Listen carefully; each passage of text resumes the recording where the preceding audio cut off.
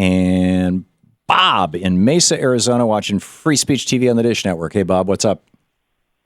Okay, I was listening to the little conversation there about the Canadians and their supposedly inept healthcare system. Right. Well, I live in an RV park down here in Mesa Resort area, and it is 50% Canadians every year, year in and out.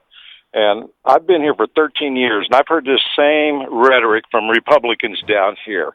And I tell them, well, okay, we'll win the argument. Bring me one Canadian, just one, that wants to switch with us. I've been waiting 13 years, and I still haven't seen one. I talk to them all the time. They laugh at that question.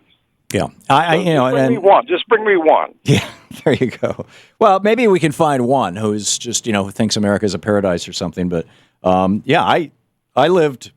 I grew up in Lansing. I lived in Detroit. Lansing is like 110 miles from the Canadian border, 10 miles from the Canadian border, or right on it, arguably. And Louise and I lived for 10 years. Yeah, I spent 27 years in Michigan, and we lived for 10 years in Vermont, in Montpelier, which is in the central northern part of Vermont. And we were about an hour and a half from the Canadian border. And I never once in my life saw a Canadian coming into the United States looking for health care. Never saw a Canadian in a doctor's office. Never saw a Canadian in a hospital. I'm not seeing dead Canadians falling all over the border. But what I did see when we lived in Montpelier was every Saturday morning, Louise and I would get up. We would walk into downtown Montpelier to have breakfast at, forgetting the name of the diner now, but there was this cool little diner in the middle of town that served scrambled tofu on Saturday mornings. We'd go down there to have breakfast, and there would be the buses where people were, and Bernie Sanders organized this when he was a member of the House of Representatives.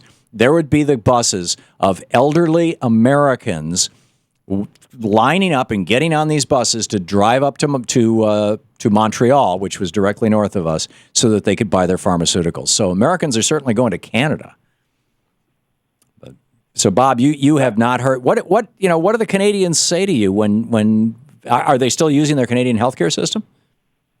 Yes. As a matter of fact, when they get sick down here, and if it's something real serious, they'll fly back to Canada to have it taken care of, because they don't want to get stuck with thousands and thousands of dollars in bills like we are in this country. Right. You've said it many times. That's the number one reason for bankruptcy in this country, and I'm living proof of that, actually. I've already gone through that due to health care and this getting over $100,000 in bills going for cardiac just a couple years ago. But they don't have that problem up there. But I'm still waiting for the first one to be brought to me by a Republican. If it's so terrible, bring me one that wants to switch, and then I'll maybe even start listening to a little bit of what you have to say. But it hasn't happened, and I've been asking that question for 13 years. Yeah, where is the Canadian movement? I guess that's the question. I mean, for that matter, where's the American movement? Most Americans want single-payer healthcare systems. But what do we get? We get Americans for Prosperity. You get a phony grassroots front group for the Koch brothers that is, and creepy ads with Uncle Sam, with a speculum or a gloved finger, and it's like, really, why are these guys doing this? Bob, thank you for the call. Thanks very much. Great to hear from you. We'll be back. Got several calls from Tennessee. I want to get into this. What's going on in Tennessee? What just happened there? Where a Republican governor said, hey, let's expand Medicaid to 280,000 people. Poor people can have health care. And the Republicans in the state legislature of Tennessee said, no, we're not going to do that. We'll be right back with these calls.